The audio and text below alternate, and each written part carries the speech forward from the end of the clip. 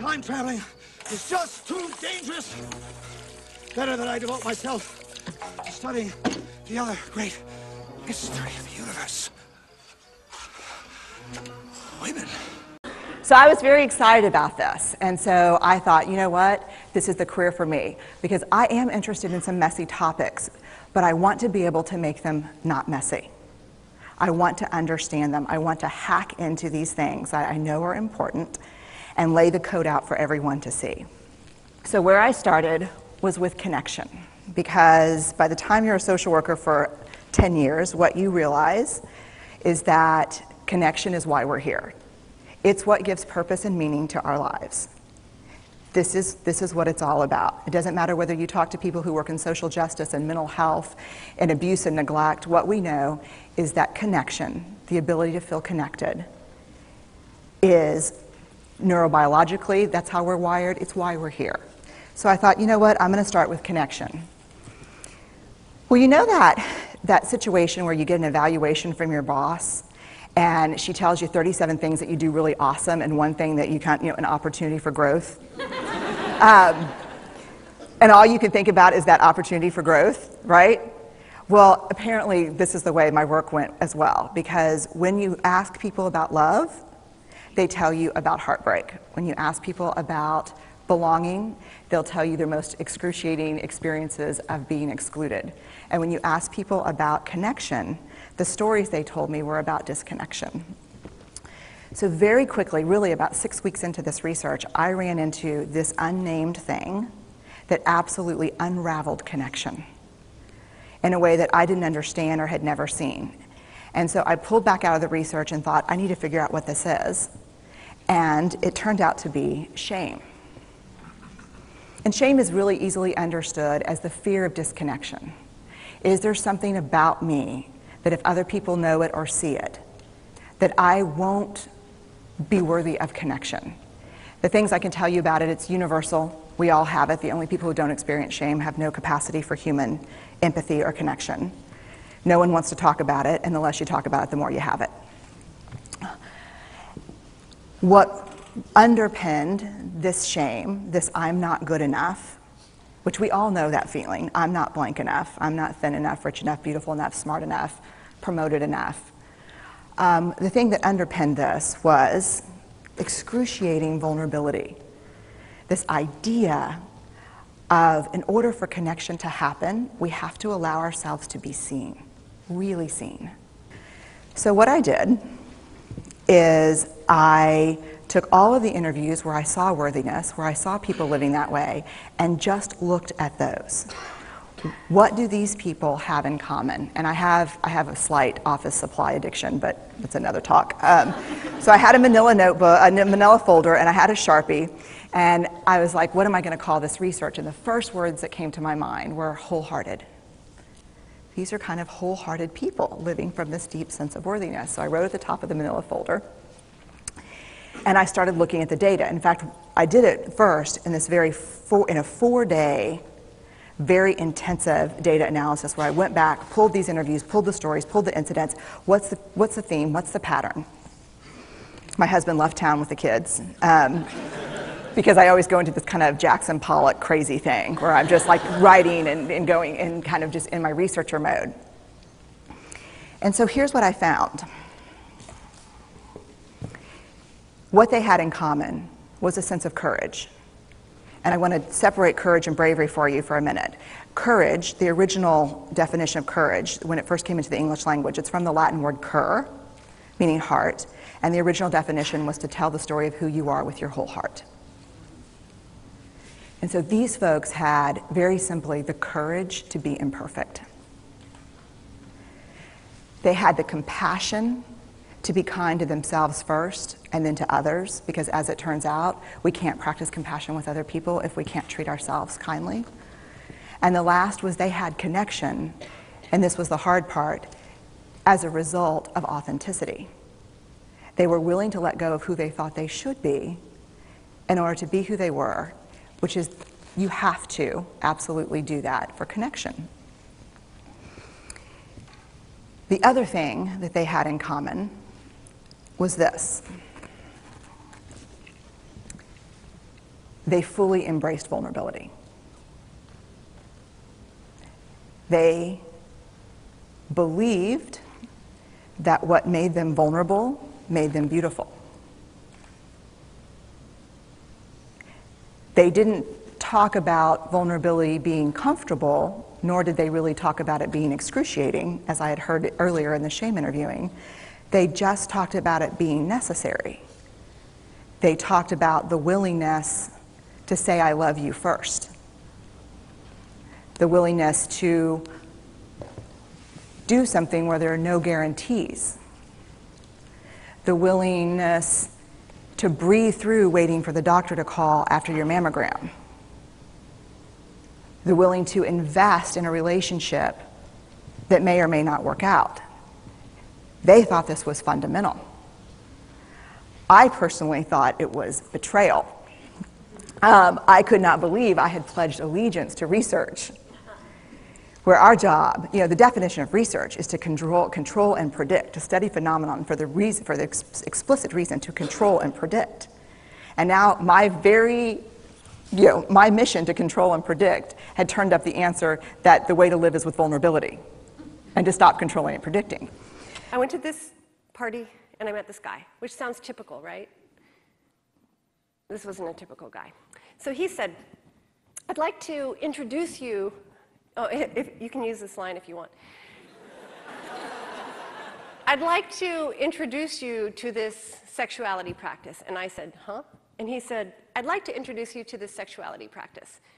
And then he said, okay, you are going to take off your pants.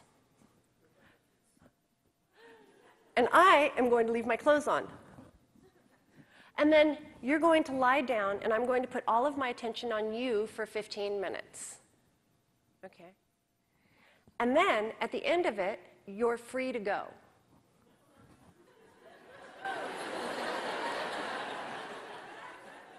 Now, I am a good woman, and I have the defenses of every woman. I know how to say no, but somehow I found myself lying there with my legs butterflied open. And so that you can know what the practice is, so that you can go home tonight and try it, I'll describe what he did. I was lying there, my legs were butterflied open, and he did what you would always expect in a sexual act. He took a light and shone it down there. And then he began to describe what he saw. He said, your outer labia are coral. I'm noticing that your inner labia have this red tone to them, and they're swelling as I look at them. And I couldn't hear anything after that because the tears just started flooding. Something began to thaw in me.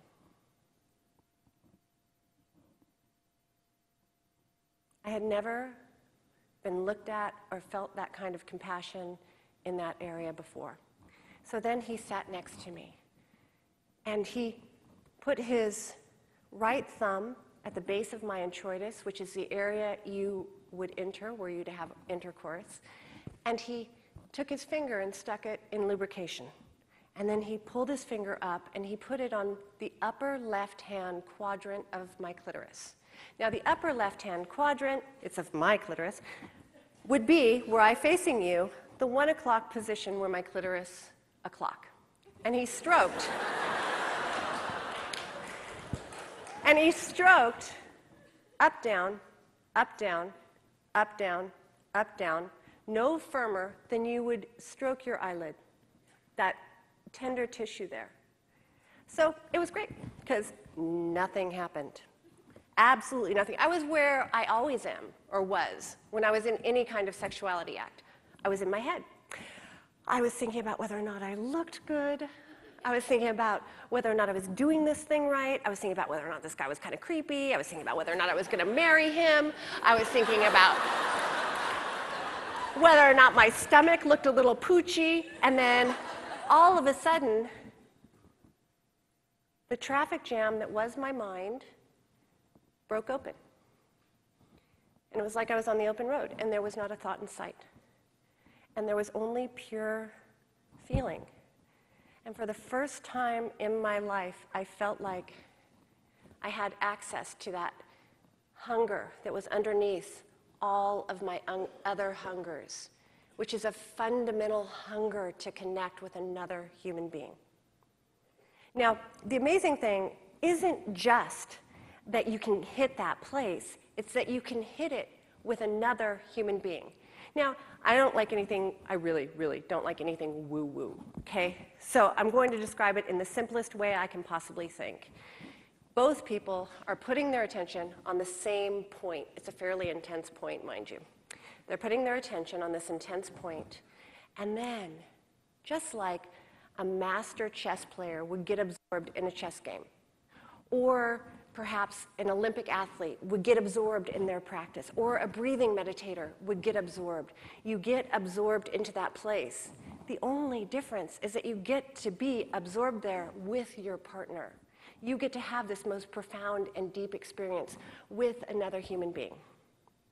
So, mind you, I've met with some skepticism. People have called my life's practice diddling. They've called it mutual masturbation. But the challenge is that I can't get mad at them because I too am a skeptic. I was an academic. I prided myself on my ability to say no. I prided myself on my critical thinking. And there is no way you ever, ever, ever could have convinced me to try this thing. What happened was I tried it and that convinced me. So that's what I say to people when they come into my office. I say, just try it. I mean, really, the worst thing you have to lose is 15 minutes of your life. The best thing you have to lose is that sense of hopelessness that you will ever be reached deep inside. So, I've said about this journey, and I can tell you that there was a moment when I received a stroke that could never be taken back. It was a stroke where I knew that I had been returned to my birthright of my capacity to perceive and receive pleasure. Now, this is often a complete shock to women when they come in, when I say, just try orgasm.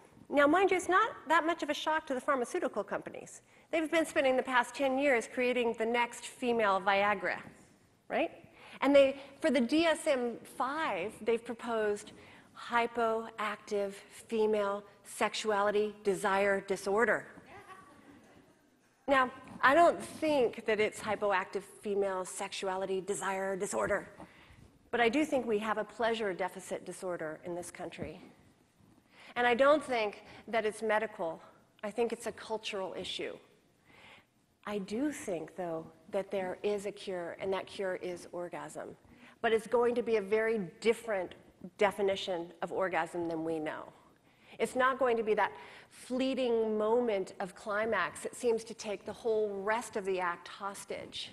It's going to be a definition of orgasm that actually works with a woman's body, so that rather than trying to stuff a woman's body into an ill-fitting definition, we have the definition work with what the woman's body does.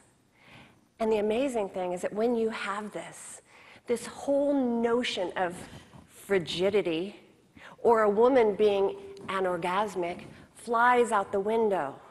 And what it's replaced with is an entire lifetime journey of discovering who you are and how your particular orgasm works. Woo!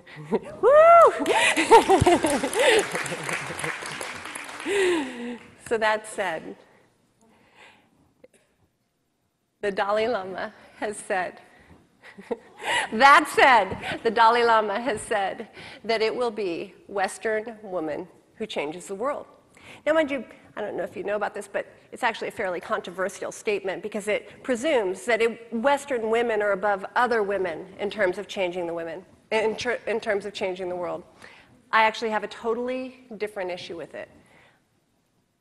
I think that it will be turned-on women around the world who change the world. It will be turned on women and those who dare to stroke us, who actually change the world by feeding this desire for connection that we all have. Thank you.